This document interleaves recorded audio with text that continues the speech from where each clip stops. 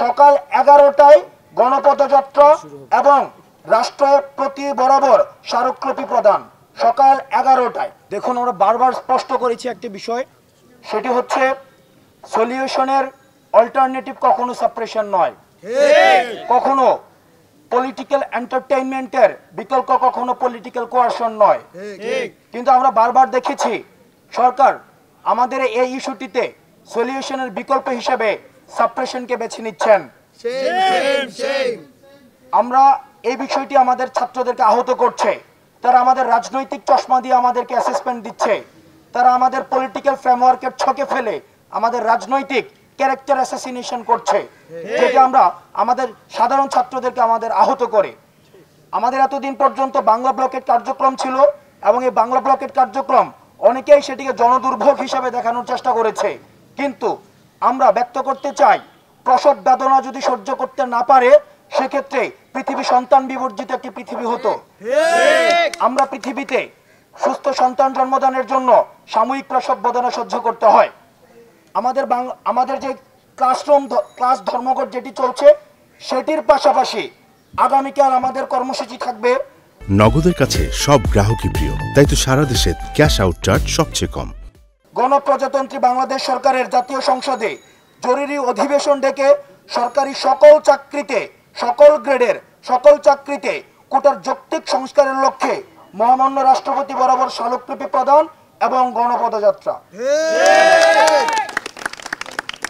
এই কার্যক্রমটিতে অংশগ্রহণ করবে ঢাকা বিশ্ববিদ্যালয় সহ জগন্নাথ বিশ্ববিদ্যালয়, 7 কলেজ, ঢাকা কলেজ, শেরেবাংলা কৃষি বিশ্ববিদ্যালয় সহ ঢাকার আশেপাশে ঢাকাস্থ যে বিশ্ববিদ্যালয়গুলো রয়েছে, আমরা ঢাকার যে শিক্ষা প্রতিষ্ঠানগুলো রয়েছে, তারা আগামীকাল আমরা গণপদযাত্রায় অংশগ্রহণ করব এবং সেটি আমরা 3:30 সকাল 11টায় গণপদযাত্রা এবং রাষ্ট্রপতি বরাবর স্মারকলিপি প্রদান।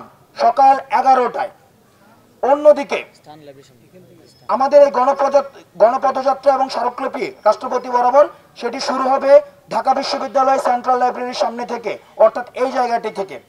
দ্বিতীয়ত, আমাদের এই কর্মসূচির পাশাপাশি সারা বাংলাদেশের অন্যান্য যত শিক্ষা প্রতিষ্ঠান রয়েছে, সকল শিক্ষা প্রতিষ্ঠান নিজ নিজ জেলা প্রশাসকের কার্যালয় বরাবর গণপদযাত্রা করে জেলা প্রশাসকের মাধ্যমে মহামান্য রাষ্ট্রপতি বরাবর স্মারকলিপি প্রদান করবেন। অর্থাৎ আমাদেরকে যে রাজপথে বারবার ঠেলে দেওয়া হচ্ছে, আমাদেরকে রাজপথে থেকে যেতে বাধ্য করা হচ্ছে, আমরা ছাত্ররা লজিক্যাল অ্যান্ড কনস্ট্রাকটিভ সলিউশনের জন্য যতগুলো পথ প্রয়োজন আমরা ছাত্ররা সেই পথগুলো অবলম্বন করব। আমরা আপনাদের গণমাধ্যম কর্মীরা যারা রয়েছেন তাদের মাধ্যমে যারা আমাদেরকে ব্লেম দিতে যায়, যারা আমাদেরকে ট্যাগ দিতে চায়, তাদেরকে একটি স্পষ্ট বার্তা দিচ্ছি, আপনারা এই ব্লেমিং এবং গেমিং এর মাধ্যমে আপনারা আপনাদের পদ টিকিয়ে রাখার জন্য, আপনারা আপনাদের স্বার্থ উদ্ধার করার জন্য, আপনারা আপনাদের যেই ঠাকুর শুনতে চায় বা হুজুর শুনতে চায়, হুজুরকে খুশি করার জন্য জনতুষ্টির কথা এড়িয়ে সাধারণ ছাত্রদের পালস বুঝুন, সাধারণ ছাত্রদের কাতারে আসুন, সাধারণ শিক্ষার্থীদের মতের প্রতিফলন ঘটিয়ে আমাদের দাবির সাথে একাত্মতা করে আমরা চাই আপনারা কোয়ারশনের পরিবর্তে এন্টারটেইনমেন্টের পথ বেছে নেবেন, সাপ্রেশনের পরিবর্তে সলিউশনের পথ বেছে নেবেন।